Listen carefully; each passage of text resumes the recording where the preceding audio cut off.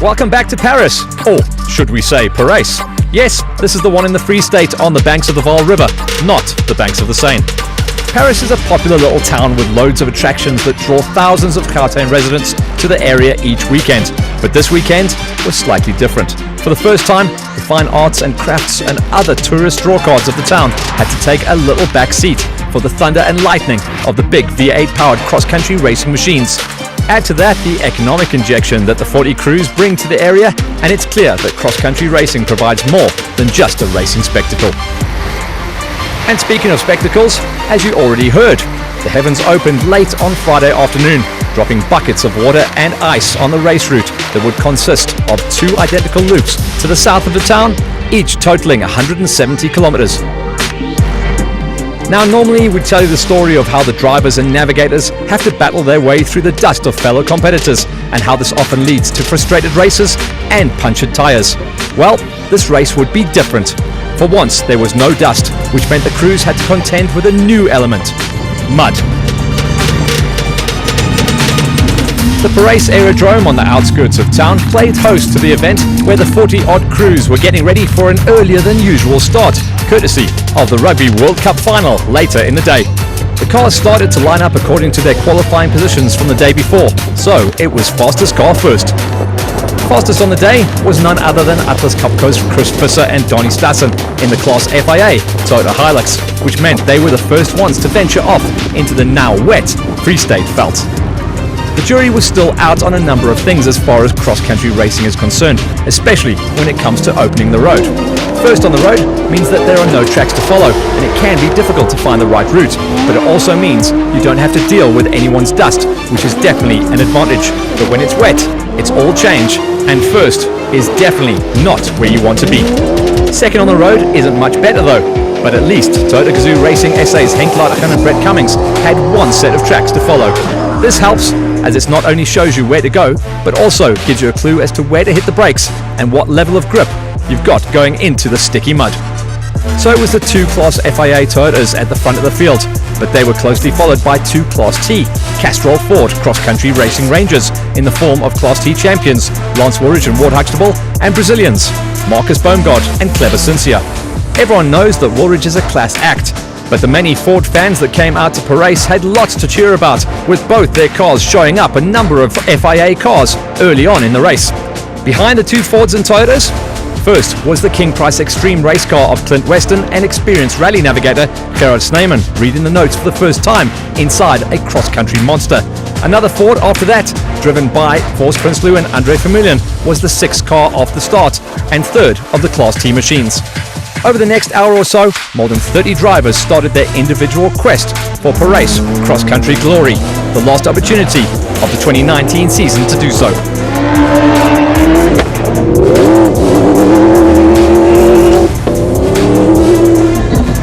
A good hour or so later, once a number of competitors have crossed the same point along the wet Parys route, and only once the time it took them to reach that point was added to their qualifying time for the day, one could start to draw a clear picture of what was going on in the race. For some, it was a pretty picture, while for others, not so much. This was the virtual leaderboard revealed halfway into the first of the day's 170-kilometer long loops. Toyota Gazoo young guns and newly crowned champions Henk Ladergan and Brett Cummings most definitely made the most of their slightly better starting position. Pairing started the day with an 18-second deficit to Chris Visser and Donnie Stassen, but after only 90 minutes worth of racing, the youngster turned the deficit into a 39-second advantage. There was nothing that Visser could do on the wet grass to fend off the attack. Behind them, the battle for Class T honours was raging between Castrol Ford cross-country racing teammates Lance Woolridge and Brazilian Marcus Boomgaard. The Portuguese-speaking Boomgaard must have seen something in Parys that reminded him of home, because he was simply flying. At the halfway mark, he found himself in a very good third place overall, ahead of his teammate Woolridge, as well as the rest of the Class T and FIA cars. Clint Weston and cross-country newbie Gerard Snyman continued to impress as they were best of the rest, ahead of Woolridge and Huxtable, and two more Ford Rangers in the hands of Jacques Van Tonder and Nico Swart, as well as Vos Prinsloo and Andre Vermeulen. That was how the race was starting to unfold halfway through the first of the day's 2 loops for most of the guys and girls in the hotly contested category for production vehicles. But what about the category for special vehicles, where you'll find the Mad Maxes of cross-country racing that are constantly trying to tame their monstrous rear-wheel drive beasts? Recently crowned champions Lance Trethuri and Adrian Roots decided to be spectators on the day, leaving the way open for the rest of the Class A field to battle it out. That was the only invitation the KZN brothers Ralph and Andre Voits needed as they stepped up to the plate in their Bat Venom. The Voits shot up the leaderboard at a rapid rate of knots and managed to open up a decent gap over Class A rivals John Thompson and Marisa Matten in their Zarko Challenger, with lady driver Sandra Yonk and husband Jaco reading the notes in hot pursuit from behind the wheel of their now misfiring Total Agri Porter, with the Masagi brothers trying to recover following a less than perfect qualifying run the day before. As most of the teams were approaching the DSP to reach the halfway mark of the race, it was time to look at the standings in all the classes and categories that make up the South African Cross Country Series. One such class is the category for side-by-side vehicles that has seen great support and growth since becoming a national class at the beginning of the 2019 season. And the men who have been setting the pace all season long continue to do so here in Parys. It's the brother pairing of Werner and Leon Mostert, who have already been crowned champions a race or two ago, who also went into the halfway break as class leaders. I must be honest, today was a lot of fun. We really enjoyed this loop. I just hope and pray that the next loop will go the same way. We had so much fun, and I think the terrain suited the side-by-side today. The Mosterts had a lead, but it wasn't a huge one, as they were pushed all the way by the similar car of Peter Walter and Sean de Villiers, who finished the first half of the race just 1 minute and 12 seconds behind the Mosterts. Dierwold van Breda and Johan de Toy were in a provisional 3rd place, just over 3 minutes behind the leaders, but most certainly still within striking distance and with a fair amount of breathing space over current 4th placed Christo Rose and Dirk Swart.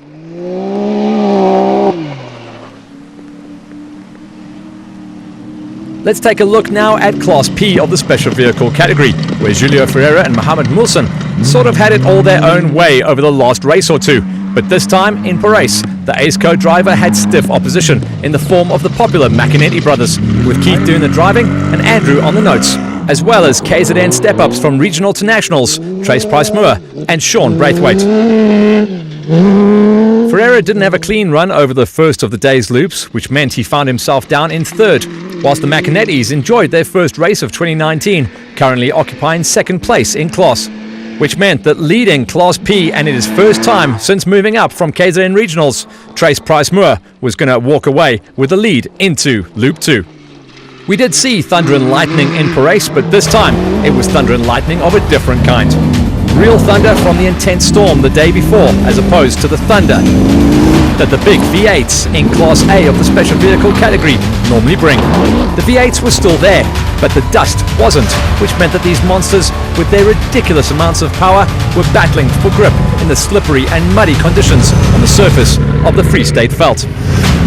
Sandra and husband Jaco Jonk's woes continued as they had to nurse the Total Agri Porter home after it simply wouldn't stop misfiring. Here's Sandra to tell us the story. We've managed to find the problem, and hopefully going out second lap we can go and have some fun at least. So looking forward to it. The Yonks lost loads of time, so one had to scroll quite a bit up the leaderboard to find the 3rd place pairing in Class A. That 3rd place at the halfway mark of the Parys 400 belonged to cross-country racing stalwarts John Thompson and Marisa Matten in their trustworthy Zarko Challenger. Thompson was having a clean run as always, but not as fast as the striker driven by the young Masagi brothers, with Tahir doing the driving duties while Tala was reading the notes. These guys have been very quick throughout 2019, but also suffered from more than their fair share of bad luck, so they were happy to climb up into 2nd spot following a less than perfect run in the qualifying the day before.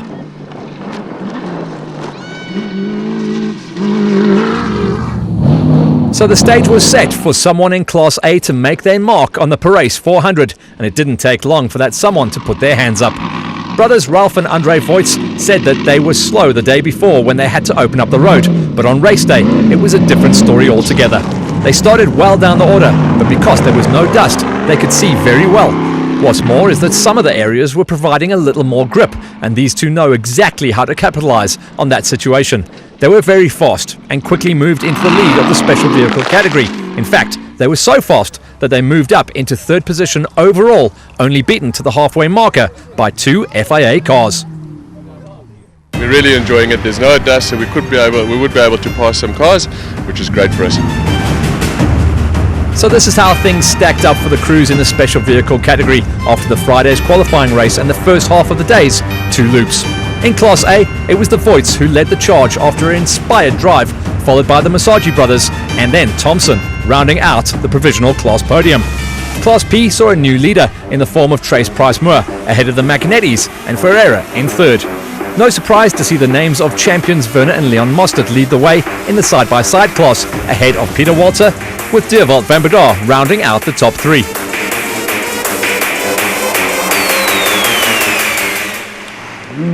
Let's get back to the action and the muddy tracks around the town of Parys in the Free State, where Class S champions David Huddy and co-driver Gerrit Skidder were hoping to round off a brilliant season with yet another victory in their trustworthy old steed, the V6 Nissan Navara. But this time it wasn't to be. After just 3 kilometers into Loop 1, the normally reliable Navara's gearbox got stuck between 3rd and 4th gear, leaving the champions stranded for the rest of the weekend. Huddy wasn't happy.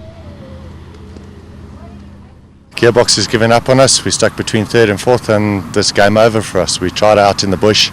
Unfortunately, there's nothing we can do to get the gearbox working again, and that's a game for us. Up to that point, they were involved in a fight for class honours with Archie Rutherford and 15-year-old son Kent with their dependable old Hilux V6. With Huddy removed from the equation, the Rutherfords could settle down and focus on bringing their old steed home in one piece and take the winning class. So let's turn our attention now to the mammoth battle that cross-country fans have come to expect from Class T, the premier production car class for South African race teams who don't have aspirations to go to Dakar in international FIA spec cars. For years now, this class has been the host to epic battles between Toyotas, Fords and Nissans, who have now moved on to the FIA class, and even a Volkswagen Amarok or two. Well, this time round, the intense quality of this battle once again even managed to relegate quite a few FIA cars down the order.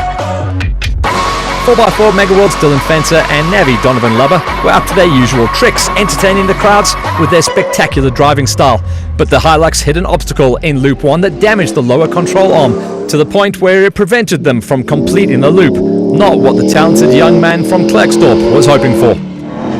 Things only went marginally better for the also very talented Richard Leek, this time alongside with Zahir Badania in the navigator seat for the ATS Ford Ranger.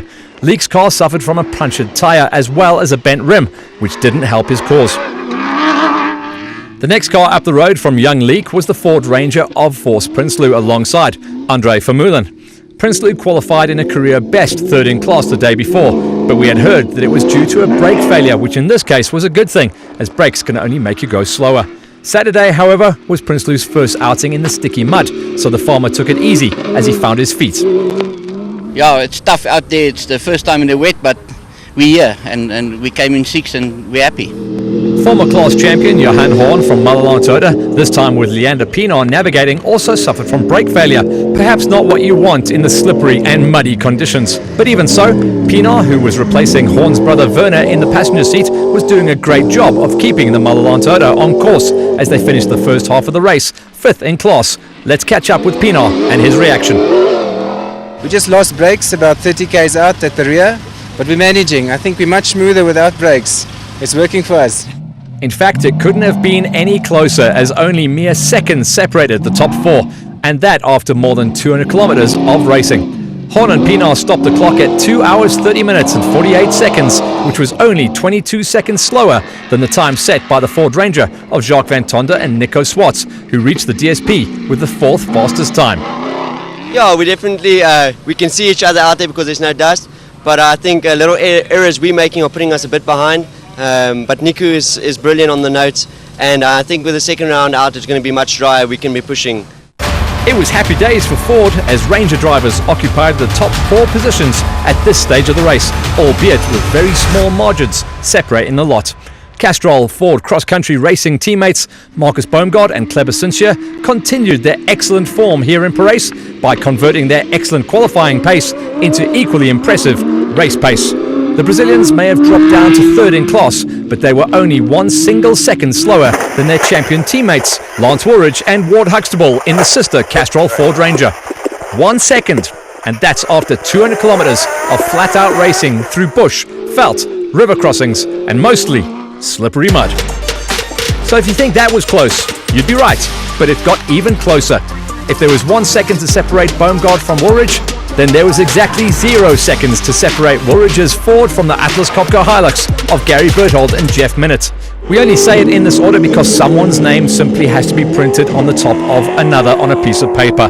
But the reality was, not 1 single second could separate Berthold and Woolridge from each other as they both stopped the clock at 2 hours, 30 minutes and 11 seconds exactly. So we had a three-way fight at the top of the Class T field with only 1 second in it.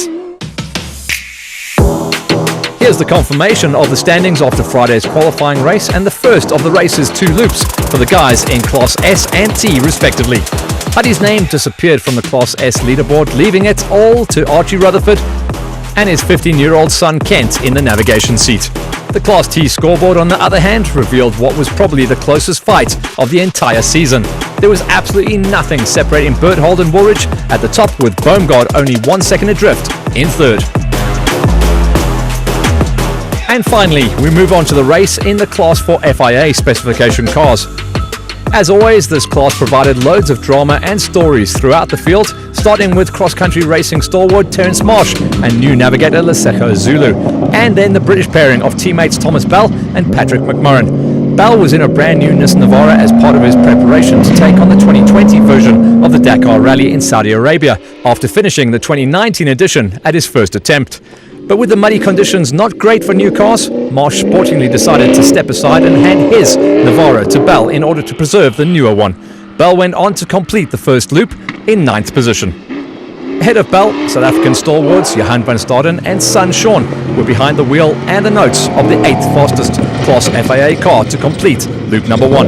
The Alfa Renault Duster squad is usually a lot more competitive, but on this occasion, Lady Luck turned her back on the normally consistent Van Staden and forced him way down the order. Van Staden only finished around half a minute behind the next car on the scoreboard though, the Nissan Navara driven by German driver Daniel Schroeder and South African Navi Ryan Bland. The German's father Jürgen is usually the one behind the wheel, but for this African adventure, it was Daniel flying the family flag and doing a great job of it too. And speaking of good jobs, how was this for a good one? SA Dakar legend Chanel de Villiers with his new navigator, Spaniard Alex Harrow, in South Africa to work on their in-car relationship, failed to finish qualifying the day before but bounced back in emphatic fashion on race day. De Villiers made use of the conditions to put the hammer down and clawed his way back up the leaderboard by setting a very fast time on the first of the day's racing loops.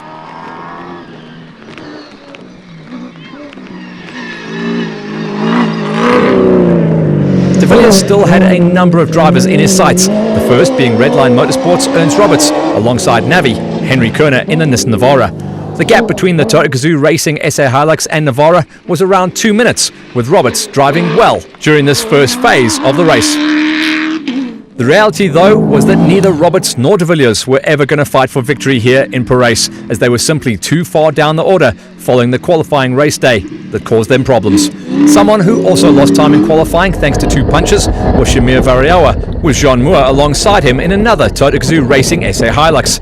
Variawa would have been higher up was it not for an additional flat tyre halfway through loop number 1. This meant that he was outside of a provisional podium place for now. That coveted third place belonged to Clint Weston and newbie co-driver, certainly to cross countries, Gerrit Snyman, inside the King Price Extreme machine. This was Weston's best performance yet in the sport of cross-country racing, since changing from tar to rally a few years ago, and now to dirt on a totally different level. It was a tough test on the slippery surface, but the versatile motorsportsman came through with flying colours. And then there were 2. The contenders, newly crowned South African champions Henk Ladegan and Brett Cummings, and the old dog and former multiple champions Chris Visser and Donnie Stassen. Kutser was finding it nearly impossible to drive at race-winning pace whilst opening up the road and trying to find the best grip levels at the same time. As a result, the Atlas Copco Hilux was spectacular as always, but there was nothing he could do to prevent Henk Lauterkan from taking the lead of the race. And after the first of the day's racing loops, Lauterkan managed to convert an 18-second deficit into a 2-minute and 12-second advantage. Here's proof then of Lauterkan's lead at the top of the standings over Chris Visser, with Weston currently occupying third in the Class FIAs. The difference was more than 2 minutes, with Weston in third and Variawa now breathing down his neck to try and take back number 3. Back in the DSP, it was great to catch up with the second place man, Atlas Copco's Chris Visser, who was enjoying the fabulous fight with the young Lauterkan. Yeah, I must say it's quite a nice dice between me and him. He passed me and I let him pass me, and he had a flat tire, so I went past him again, and then he caught me up again. You know, I must say that car's good. The car's good. We're trying our best, but it's quite slippery. You know, must be careful. Lauterkan was extremely happy to be in the lead, seeing that he had a few close calls on loop number 1 due to the slippery conditions. Except the surface, so you'll have spots where it's got unbelievable grip, maybe even better than in the dry, and then you'll get to a spot, especially where we went through yesterday, it's leaving like a really fine powder that gets wet, and if you touch that stuff, it's like an ice shrink.